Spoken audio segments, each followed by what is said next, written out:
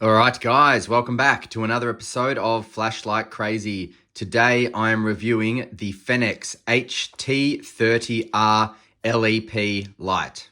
Let's check it out.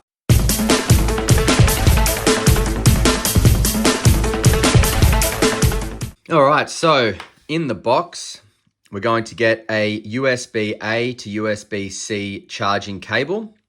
Now, you may ask, where is that charging cable going to charge? Well, it's not going to charge the 5,000 milliamp 21700 battery. Is it going to charge in the light? Well, if we look around here, you can't really see any charging port, but if I take hold of the body, take hold of the head and twist, it will expose the hidden charging port there. So I like that. I like that the hidden charging port is protected behind not only a screw, but also an O-ring there. So that really gives me confidence that it is looked after in submersibility. That being said, I'm not intending on using this in the water ever, but it's just good to know that if I get caught in heavy rain or something like that, I shouldn't have to worry about the charging port being damaged, which is nice. Now, also in the box, you are going to get your Fenix lanyard. As you guys know, I'm not a fan of lanyards. Not that there's anything wrong with them, I just don't use them. But as far as quality goes, Fenix do make a pretty good quality lanyard, and anyone who likes lanyards won't be disappointed with this. Now, you will also get, I'm hesitant to call this a holster, guys. Wow, this is definitely something. This, to me, is a flimsy piece of cardboard that has, had some pretty even flimsier material just stitched to it. What a disappointment, to be honest. When you have got such a brilliant light, and I will go over why this light is so brilliant, but you've got such a brilliantly well-made light and you couple it, $474 Australian, by the way, and you couple that with this, I'd be lying if I said I wasn't slightly insulted by Fenix about this, which, is a real disappointment, because Fenix are a brilliant brand. I love their brand. I really love their brand. I love the PD series. I'm going to be reviewing almost the entire PD series eventually.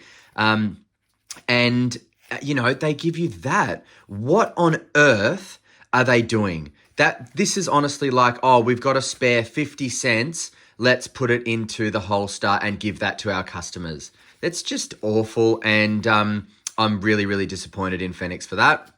So see you later. Now, you will also get your user manual, and the user manual is just going to give you everything that a user manual normally does. I will go over all of these parameters and functions and things like that, so don't stress, guys. You will get a little Fenix pamphlet, which just has some other models of Fenix in it. I like it when brands do this, so they can kind of give you an update of what might be coming out soon and things like that. So to me, that's really cool, and I like it when they do that. TK16 Volume 2. Oh, might have to check that out one day.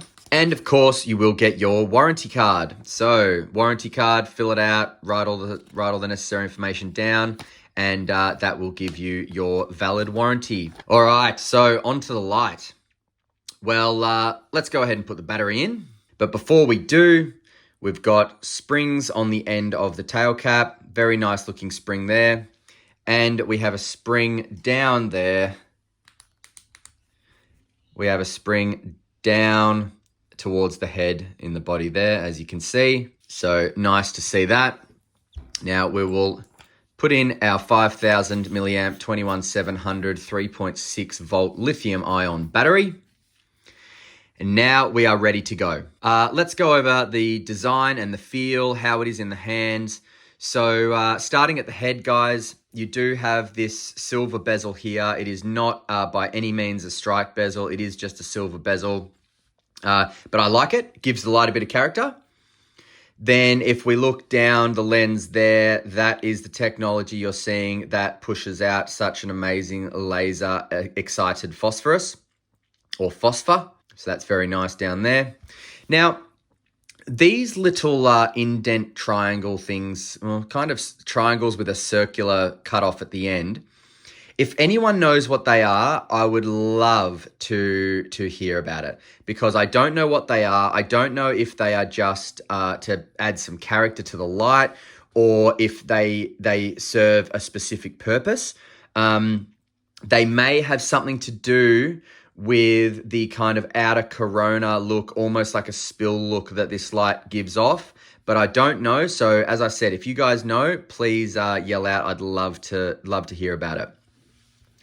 Now, if we move on to the head here, guys, we've got a very smooth head. Do have some heat seekers there, not very deep, but they look like they would serve a purpose.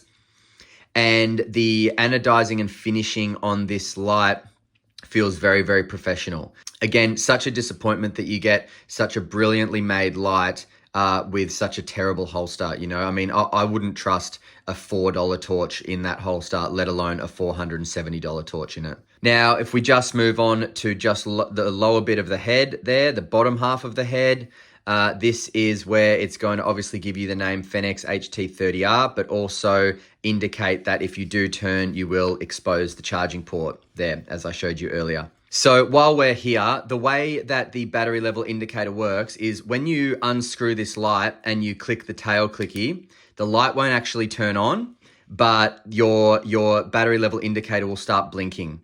And green, so when it's blinking green, it means that it's between 130%.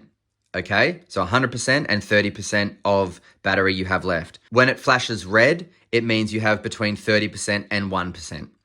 So just click that again and it turns off. Now, close that up, and if we click it, the light works. Now, if we just move on to the body, it does have a pocket clip here, which is nice to see. Not the strongest pocket clip I've ever seen, but then again, you know, I compare my pocket clips to Well-Tool now. And in fact, I've got the T2 here that I'm going to be reviewing soon. And the T2 pocket clip, just tough as nails. Well-Tool pocket clips are seriously tough as nails. So I compare all my pocket clips now to Well-Tool, and you know, that's a pretty high standard. It's a high bar to reach, and you know, this pocket clip will do the job. Don't get me wrong. It's a strong pocket clip. It's sturdy. It's not going to be hard to put on the belt at all, but it's not as tense and as robust as the Well-Tool pocket clips. But, you know, we can't all be Well-Tool. Now, if we just look at the body here, we got some really beautiful finishing here. Very, very smooth, yet grippy. So if we just see the light in my hand here, 4 fingers are wrapped around the grippy area of the body. Thumb folds around here and just naturally falls to the dual tail switch system, which I'll go over as well. So very, very nice ergonomics this light has. It really feels comfortable in the hand, very, very comfortable, and just, you know, feels very sturdy. I love it. Now, part of that sturdy feeling is that the tail cap here does kick out just a little bit from the body. And I've said it before in my reviews, but I love how the tail caps do that. When you're holding a light, if the tail cap is the same width as the body all the way up, it just feels a little bit less secure in the hand. Whereas when you've got the tail cap that does kick out just slightly, you've got just that little bit extra kind of grip area to hold on to in between your thumb and your wrapped around pointer finger that just feels very sturdy, so that when I do manipulate the tail switch, I don't feel like this light's going to fall out of my hand at all, despite having a very long head as well. So really, really love that about the Fenix HT30R, really do. And now speaking of the dual tail cap system, here it is here. So we've got a primary switch here and a mode switch here. Both of them are really, really easy to use. The primary switch you can use as a momentary button, which is really, really nice to see because you can momentary the same output. And that's awesome to have. And then the mode button is just used for either accessing immediate strobe or changing modes from high to low. That's it. So another really cool thing about this tail cap design, guys, is the kind of little platform. In fact, I'll take the tail cap off to show you properly. So here we have just a little kind of drop platform here, which is where the mode button lands. And that is just so natural and comfortable for your thumb to hit. So really, really like this design from Fenix, and I hope they keep this design up because it's awesome. The one thing I could suggest, if they had some raised edges on either side, you could use that as a tail clicky protector and also tail standing. So let's do the measurements. From head to tail, we have exactly 17.5 centimeters. Now, the width of the face is 3.9 centimeters. The width of the body comes in at about 2.5 centimeters. And the tail cap is going to kick out just slightly to about 2.7 centimeters.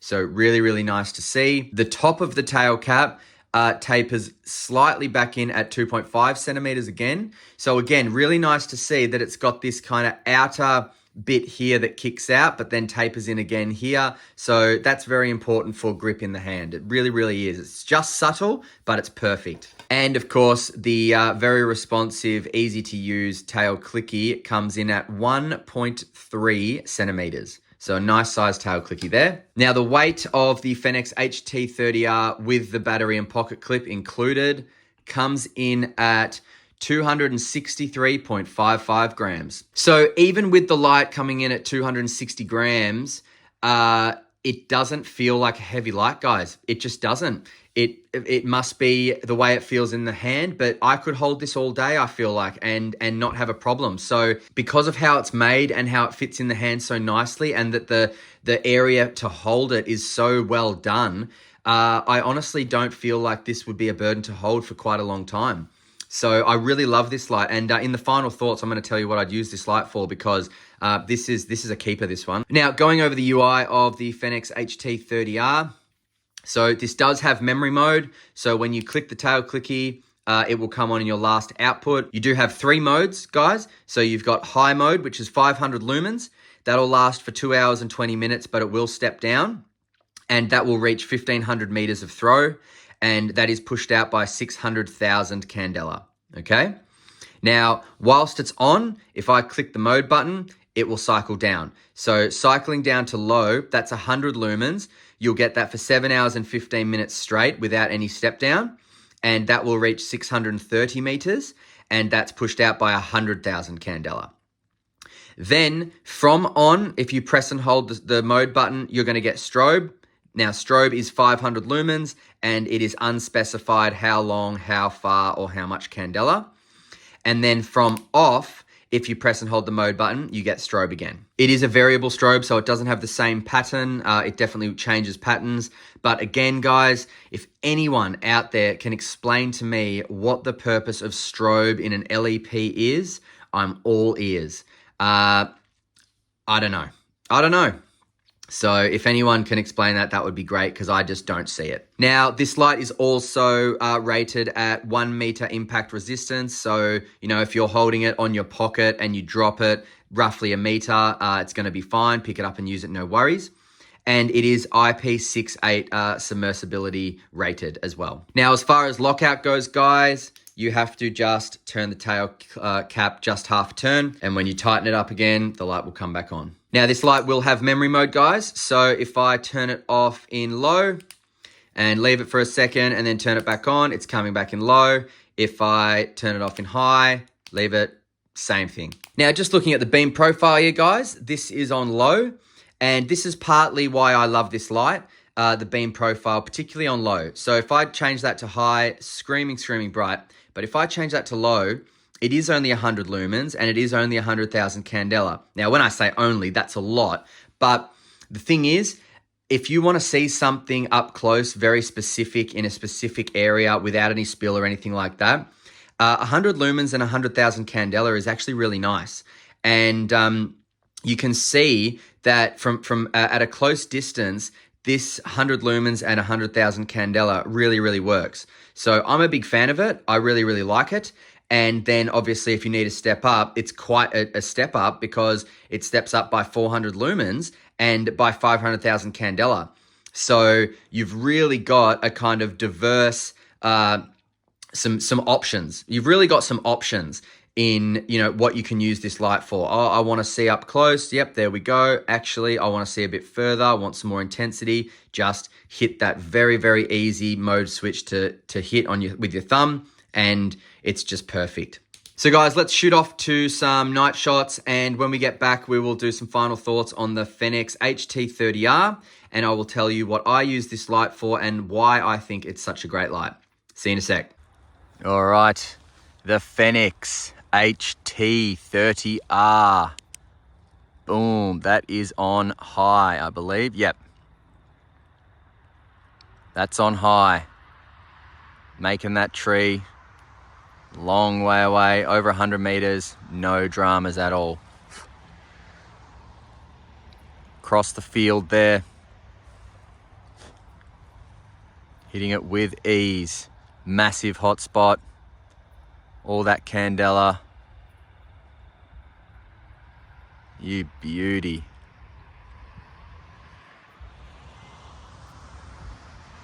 This makes for a brilliant spotlight, handheld spotlight. No spill, just spot. Looking at the beam profile there, very nice. I love this thing. And it's got low, and it's got a low mode, just for more close-up applications. Just want to see something clearly on the path there. Well, we've got a low mode. Fantastic. And then high, screaming bright. Look at that, high mode, low mode. It doesn't have spill, but it's almost got, well, it does have a ring around it, but I think that's just from the bezel.